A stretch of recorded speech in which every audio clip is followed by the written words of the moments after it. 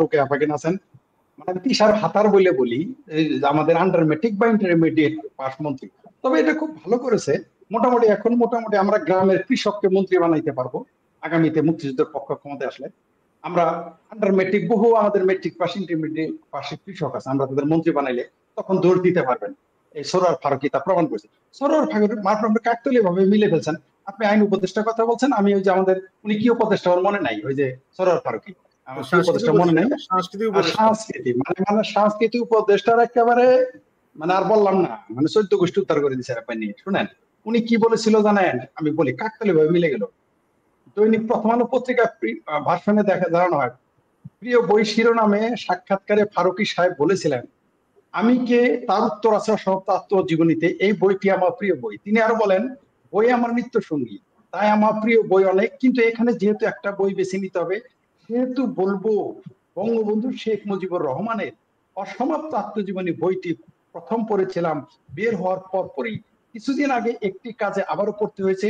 এটি আমার খুব প্রিয়, কারণ এটি আমাকে নিজেকে চিনতে সাহায্য করেছে। বাংলাদেশের ডিসকোর্সটা কি, আমরা কোথা থেকে কেমন করে এসেছি, তার উত্তর এই বইতে আছে। আর এই বইয়ের সবচেয়ে বড় শক্তিশালী শক্তি হলো বঙ্গবন্ধুর ভনিতাহীন বর্ণনা। এটা আমার কথা না, এটা রোকেয়া আপার কথা না, এটা আওয়ামী লীগের কথা না। এটা কে বলেছে জানেন? বর্তমান যিনি ওই যে সাংস্কৃতিক অপদেষ্টা বলেন, আমি সরি শব্দটা উচ্চারণ করার জন্য, দায় সম্পাদকের না। তো এইরকম তারা তেল মেরেছিল, তেল মেরে আজকে তারা দেখেন বঙ্গবন্ধু চৈত্রটা রাজা, বঙ্গবন্ধুকে যত রকম গালি দেওয়া যায়, বঙ্গবন্ধু যে কত শক্তিশালী তার প্রমাণ হচ্ছে, তাকে তেল মারলেও শিল্পপতি হওয়া যায়, আবার তাকে গালি দিলেও মন্ত্রী হওয়া যায়। অলরেডি বঙ্গবন্ধুকে তেল মেরে এবং গালি দিয়ে এই বর্তমান সরকারে অনেক মন্ত্রী আছেন আমরা জানি, মন্ত্রী পদমর্যাদা। আবার এর আগে তেল মেরে অনেকে শিল্পপতি হয়েছেন, তাও আমরা জানি। এই যে দেখেন, যে বইটার কথা বললো, আপনি বললেন বিএনপির একজন লোক প্রতিবাদ করেছে, আমি তাকে সাধুবাদ জানাই, কারণ সত্য সত্যই। একটা লোক কি 123 জন এইরকম একটা বই, কয়েকশো পাতার বই 123 জন সম্পাদনা করতে পারে?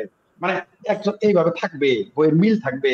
এখন হয়তো অনেকে আবার বিএনপির একজন না, বিএনপির বলতেছে আনিস মাহমুদ সাংবাদিক, যিনি টক শোতে এখন কথা বলছেন, খুব ভালোভাবে কথা বলছেন। হ্যাঁ, উনি এটা ইয়ে করেছেন। আমরা দ্বিতীয় বিষয়ে যেতে চাই, ফরিদ ভাই, ঢাকা বিশ্ববিদ্যালয় নির্বাচনে। জি ধন্যবাদ আপনাকে।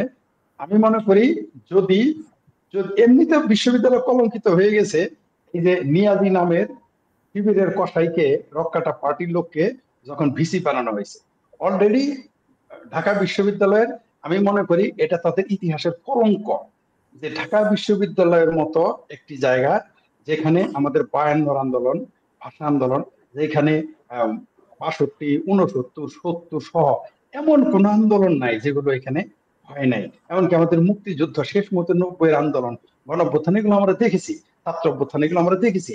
সেই জায়গায় শিবিরের মতো একটি সাম্প্রদায়িক চরম ফ্যাসিস্ট এবং চরম ধর্মান্ধ একটি দল, এবং সবচেয়ে বড় কথা তারা হচ্ছে স্বাধীনতা বিরোধী। সবচেয়ে বড় কথা হচ্ছে এই দলটির তখন নাম ছিল, এই সংগঠনের নাম ছিল তখন ইসলামী ছাত্র সংঘ। আজকে জনগণ ভুলে গেছে এবং বা বলতে চায় না বা ভুলিয়ে দিতে চায়, কারণ এরা তো 30 লাখকে প্রথমে 3 লাখ, তারপরে আনলো 25,000, তারপরে আনলো 3,000 নিয়ে আসছে। কিন্তু এই ইসলামী ছাত্র সংঘ যে তখন এই কোলাবরেট ছিল, এই দেশে হত্যার সাথে, ধর্ষণের সাথে 71-এ জড়িত ছিল, সেটিরই বর্তমানে কাপের খোলস পাল্টানোর নাম হচ্ছে ইসলামী ছাত্র শিবির। আসলে ছাত্র শিবিরের আগে ইসলামী বললে আমার কাছে কেন যেন মনে হয় এটা ইসলামের অবমাননা হয়, আমার কাছে মনে হয় আর কি। এখন এই যে যে ছাত্র শিবিরকে এরা প্রতিষ্ঠিত করতে চাইতেছে, আপনি দেখেন 90-এর অভ্যুত্থানে কি চুক্তি ছিল তাদের, বা তার আগে, যে এইখানে কোন ধর্মান্ধ দল এবং স্বৈরাচার সেই ছাত্র সমাজ থাকতে পারবে না। সবাই লিখিত এগ্রিমেন্ট ছিল সেখানে। এখানে কমরেড আছেন, রোকেয়া আপাও জানেন, মেহেদী সাহেব জানেন, যেখানে এগ্রিমেন্ট কিন্তু এখনো বাতিল করা হয় নাই। এখানে যে ধর্মান্ধ সাম্প্রদায়িক দল রাজনীতি করতে পারবে না, বিশেষ করে ইসলামী ছাত্র শিবির, যেটা পৃথিবীর তৃতীয় বৃহত্তম সন্ত্রাসী সংগঠন, আন্তর্জাতিক সন্ত্রাসী সংগঠন, সেই সেই ছাত্র সংগঠনকে আপনি ঢাকা বিশ্ববিদ্যালয়ের সংসদে বসাইতে চান, ছাত্র সংসদে? এর চাইতে লজ্জার, দুঃখের, কষ্টের আর কি থাকতে পারে? অলরেডি তো আমাদের একজন অধ্যাপক বলেই ফেলেছেন, নামটা এই মুহূর্তে আমার মনে নাই, তিনি বলে ফেলেছেন যে ঢাকা বিশ্ববিদ্যালয় এখন হায়ার মাদ্রাসা হয়ে গেছে। তিনি এটা আওয়ামী লীগ থাকতে তিনি এই কথা বলেছেন। এখন তো মোটামুটি কওমি মাদ্রাসা হয়ে গেছে। ঢাকা বিশ্ববিদ্যালয়ের কেন্দ্রীয় মসজিদে এখন দার্সে হাদিসের দারস করা হয়, সেখানে সেখানে হাদিসের দার্স হয়। ঢাকা বিশ্ববিদ্যালয় কি হাদিসের দার্সের জায়গা? ঢাকা বিশ্ববিদ্যালয়ে কি সকালবেলা উঠে গিয়ে আসেন ভাই তাবলিগে যাই বলার জায়গা? তো এখন ছাত্র শিবির এখানে চলে আসছে। যেই দিন এখানে সেই ভিসি রক্কাটা পার্টির যে সে ছিল, এই নিয়াজ খান ছিল শিবিরের ক্যাডার, সবাই জানে, কে না জানে, তার তার ক্লাসমেটসরা আমাকে বলেছেন যে সে ছিল একটা কুখ্যাত গুন্ডা ছিল রক্কাটা পার্টি। সে এখন ঢাকা বিশ্ববিদ্যালয়ে, তখনই বুঝতে বুঝতে পেরেছি যে দেশে কেউ। সবচেয়ে আশ্চর্যের বিষয় কি জানেন? যারা কয়দিন আগে বললো ছাত্র রাজনীতি চাই না, ঢাকা বিশ্ববিদ্যালয় চাই না, আমরা প্রাইভেটের ছাত্র রাজনীতি চাই না, আমরা বুয়েটের চাই না, তারাই দেখি এখন শিবিরের প্রার্থী। মানে এরা কত বড় বেহায়া, মিথ্যুক, ধোকাবাজ, এবং এই গুপ্ত শিবির না এরা, এরা শুধু গুপ্ত শিবির বলে, এরা কত বড় হিপোক্রেট। ইসলামের ভাষা, ইসলামের পরিভাষায় যদি বলি এদেরকে বলা হয় মুনাফিক। এরা যা তারা বলে না, আর যা বলে তা তারা করে না। আপনি দেখেন তারা বলে সাধারণ ছাত্র রাজনীতির দরকার নাই, তারাই এখন শিবিরের প্রার্থী। অদ্ভুত ব্যাপার। আরো হাস্যকর ব্যাপার, নাম ইসলামী ছাত্র শিবির, আল্লাহর আইন কায়েম করবে, সেখানে দেখলাম একজন চাকমাকে প্রার্থী করেছে। মানে কত বড় হিপোক্রেট এরা, কত বড় ভণ্ড এরা, এটা বুঝে নেন আপনি। আসলে এই ছাত্র শিবির এবং তাদের যে মাদার প্যারেন্ট সংগঠন জামাত ইসলাম, এরা শুরুতে শুধু সাম্প্রদায়িক ছিল না, দেশ বিরোধী ছিল, আছে এবং থাকবে। আমি চাই না, আমি ঢাকা বিশ্ববিদ্যালয়ের ছাত্রদের অনুরোধ করবো। ফরিদ ভাই, মানে একটা প্রশ্ন আপনাকে করতে হচ্ছে যে আমরা যে আওয়ামী লীগের আমলে সেই জামাতে অনেক আওয়ামী লীগ সুবিধা নিয়েছে, এখন বামপন্থীরা অনেকেই জামাত বিএনপি শিবিরকে সুবিধা করে দিচ্ছেন। কারণটা আমি একটু বলি। যেমন এখানে রুবেল ভাই আছেন, বামপন্থীদের দুইটা প্যানেল, একটা ছাত্র ইউনিয়ন, জাসদ ছাত্রলীগ এবং সমস্ত ছাত্র মোটর একটা প্যানেল, আর একটা হচ্ছে ছাত্র ইউনিয়ন অন্য অংশ এবং বামপন্থী বাকি দলগুলো নিয়ে আর একটা অংশ। এই যে জাসদ ছাত্রলীগ বামপন্থী হলো কেমনে? কমিউনিস্ট পার্টি তো ইন্টারন্যাশনাল না, আমি বলছি জাসদ ছাত্রলীগ, ছাত্র ইউনিয়ন এবং সমস্ত ছাত্র মোটর একটা অংশ একটা প্যানেল ঘোষণা করেছে, আর অপর অংশে বাসদের একটা অংশ বিপ্লবী ছাত্র মিত্র, ছাত্র ইউনিয়ন এবং সাধারণ ছাত্রছাত্রী নিয়ে আর একটা অংশ হয়েছে। তাহলে অনেকেই প্রশ্ন এখানে প্রায় কয়েকশত প্রশ্ন আছে, আমি দেখাতে পারতেছি না, কয়েকশো। এটা উচিত হয় না, তাদের ঐক্যবদ্ধভাবে ইলেকশন করা উচিত না। এটা অনেকেই বলছেন বামপন্থীরা এই জামাত শিবিরের সুযোগ করে দিচ্ছেন। আপনি উচিত অনুচিত প্রশ্ন আছে, আপনাকে এই প্রশ্ন আমি করতেছি।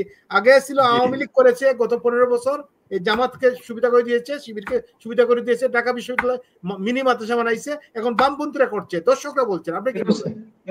এটা তাদের, আমি মনে করব যে যারা বামপন্থী আছেন বা আধা বামপন্থী, কোয়ার্টার বামপন্থী আছেন, তাদের অনুরোধ করব যে ঐক্যবদ্ধভাবে ইলেকশন করা উচিত ছিল।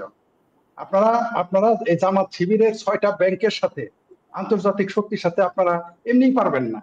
তার মধ্যে যদি আপনারা ছোট ছোট ভাগে বিভক্ত হয়ে যান, তাহলে তো আরো পারবেন না। তাহলে তারা এমনিতেই তারা দখল করে নিবে, আমি নিশ্চিত। এগুলো তো তাদের বায়না, এগুলো তাদের সব নাটক। এখন মনে করেন যে এই ইলেকশনে ভিসি যখন নিয়োগ দেওয়া হয়েছে, আমরা তখনই বুঝতে পেরেছি যে এরা এই পুরো প্যানেল নিয়ে নিবে। আপনি দেখবেন ছাত্র দলের সাথে মারামারি কাটাকাটি হবে কিছুদিন, দেখবেন একটা ঝামেলা সৃষ্টি হবে। আর আপনি যে প্রশ্নটা করলেন, এটা আসলে তাদের ভুল সিদ্ধান্ত। বামপন্থীরা এই জায়গায় একটা ভুল করে, যখন ঐক্যবদ্ধ হওয়ার দরকার তখন তারা বিচ্ছিন্ন থাকে। এটা বেশিরভাগ ক্ষেত্রে তারা ভুল করে ফেলে। এইখানে তাদের ঐক্যবদ্ধ হওয়ার দরকার ছিল। সব বামপন্থী সংগঠন একসাথে থাকলে আমার বিশ্বাস যে বামপন্থী সংগঠনগুলো, ছাত্র সংগঠনগুলো একটা ভালো ফল বয়ে আনতে পারতো, মিনিমাম একটা ফাইট দিতে পারতো, সেখান থেকে অনেকগুলো পোস্ট তারা নিয়ে নিতে পারতো বলে আমি মনে করি। এটা তারা খুবই ভুল করেছে, এটা তাদের জন্য আত্মঘাতী। আমি বলবো না উচিত হয়, এটা তাদের জন্য টোটালি বামপন্থীদের জন্য, প্রগ্রেসিভ রাজনীতির জন্য আত্মঘাতী। আমি মনে করি শিবিরের সাথে ইলেকশন করাই তো আমাদের জন্য লজ্জা। সেই জায়গায় এখানে যদি ভাগাভাগি হয়ে যায়, তাহলে তারা তো সুযোগ সুবিধাটা পেয়েই যাবে। এটা স্বাভাবিক। এটা তারা ভুল করেছে বলে আমি মনে করি, এটা তাদের সিদ্ধান্তে ভুল হয়েছে।